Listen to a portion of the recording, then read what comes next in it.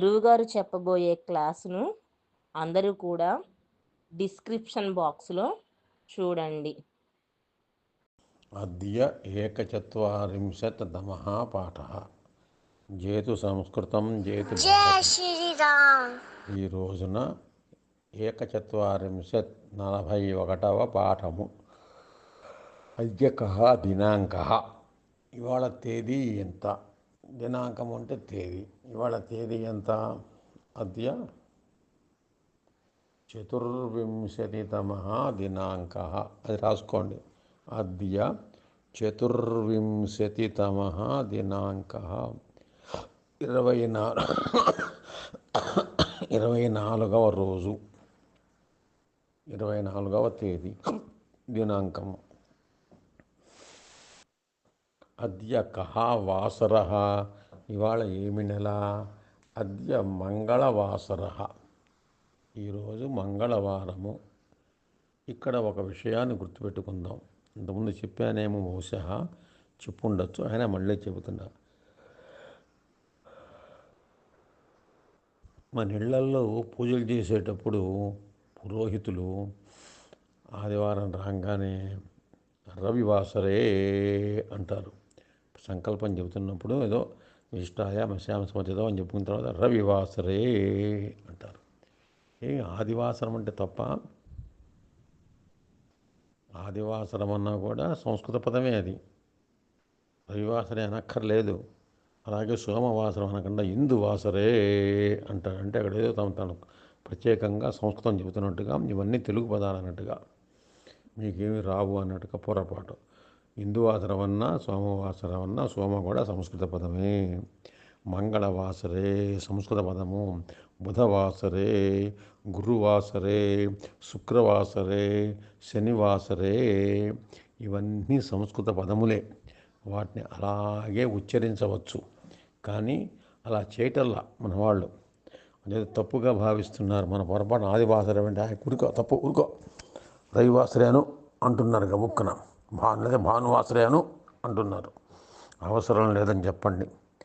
మీరు ఎవరన్నా కాల్ పెట్టేటప్పుడు అయ్యా అనక్కర్లేదు, చక్కగా ఆదివాసరే అనండి, అందరికీ అర్థమవుతుంది. తప్పు లేదు, అది రైటే అది అని చెప్పాలి. కాబట్టి ఆ విధంగా ఇక్కడ మనం అద్య మంగళవాసరః అంటున్నాం. సప్త కకారములు అన్నారు. అంటే 7 కకారములు, కాతో వచ్చే వాటిని 7 కకారములు. ఏమిటవి?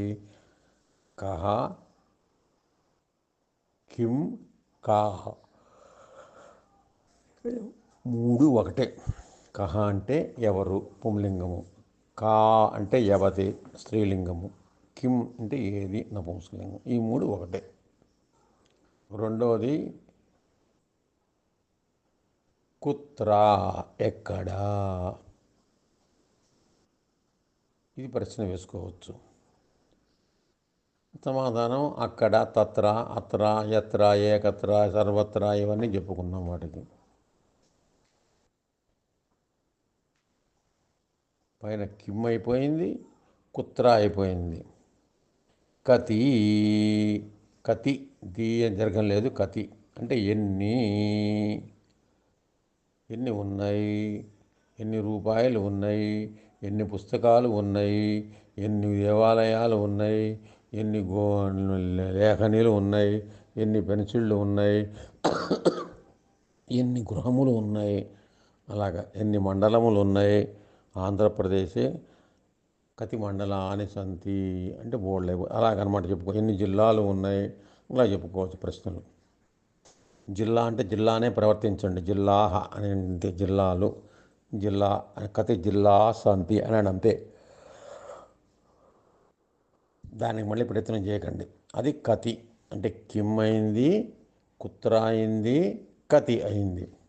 తర్వాత కథం, ఎట్లు, ఎట్లు అయింది, ఎలాగైంది, ఎలా జరిగింది కార్యక్రమం చెప్పుకోవడానికి. కతి కియత్, ఎంత, కియత్ ధనమస్తి, కియత్ ధైర్యం, కియత్,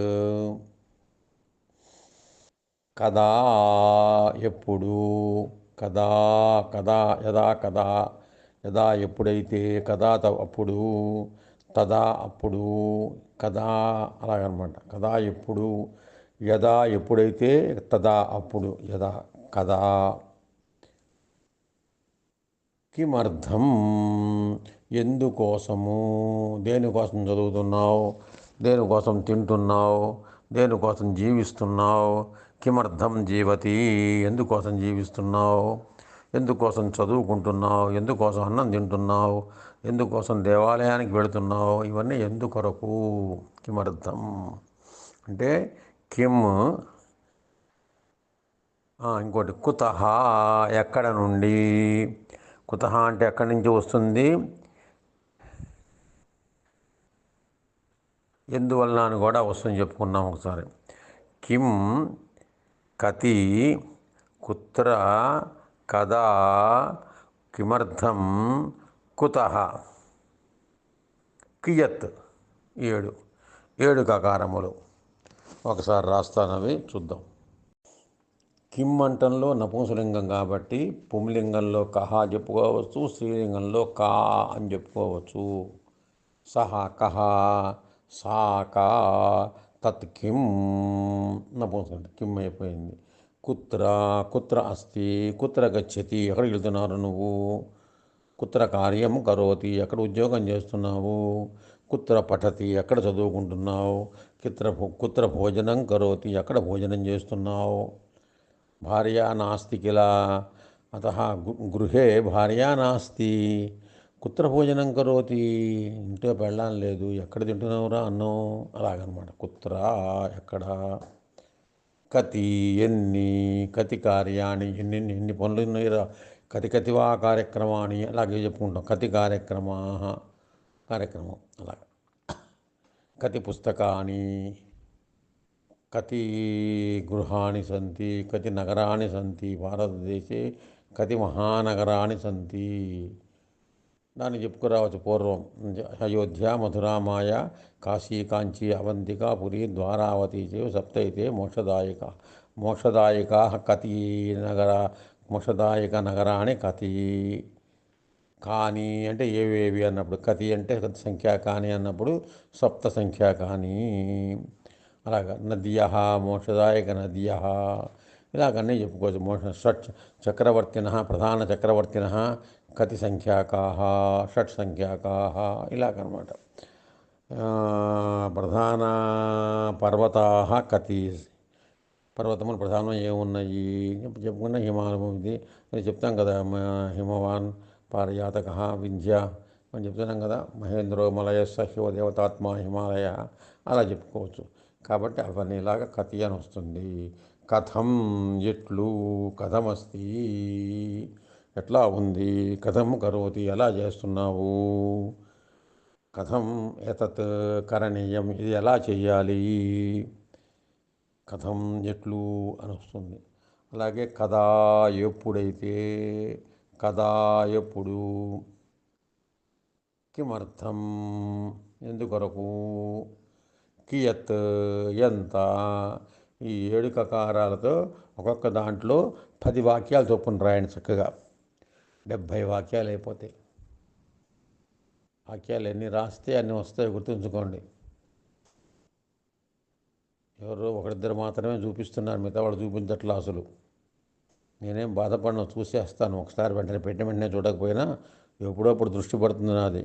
1-2 తప్పులు చూపిస్తుంటాను, అన్ని తప్పులు చూపించలేం కానీ 1-2 తప్పులు ప్రధానంగా చూపిస్తుంటాను, దిద్దుకుంటాను. కాబట్టి దాన్ని బట్టి దిద్దుకోవాలి. ఇది సప్తకకారములు అని చెప్పి మనము దీంతో వాక్యాలు మనకి బాగా వచ్చినట్టు అయిపోతాయి. ఇక ఆపుకుందామా. శ్లోకం తర్వాత చెప్పుకుందాం. శుభం. శ్లోకం చూద్దాం. అన్నాత్ భవంతి భూతాని పర్జన్యాత్ అన్న సంభవ, యజ్ఞాత్ భవతి పర్జన్యః యజ్ఞః కర్మ సముద్భవ. అది ఇది భగవద్గీతలో శ్లోకం, అద్భుతమైన శ్లోకం. శ్రీకృష్ణ పరమాత్మ చెప్పింది. అన్నాత్ పంచమీ భక్తి, అన్నము వలన. అన్నతః అని కూడా అనొచ్చు, అన్నాత్ అన్న అనొచ్చు. అన్నాత్ భూతాన్ని భవంతి, భూతములు అంటే జీవరాశులు, భవంతి అగుచున్నవి అంటే ఆహారం తింటేనే జీవరాశులు జీవిస్తున్నాయి. మరి ఆహారం ఎలా వస్తుందయ్యా? పర్జన్యాత్ అన్న సంభవ. పర్జన్యాత్ పర్జన్యుని వలన.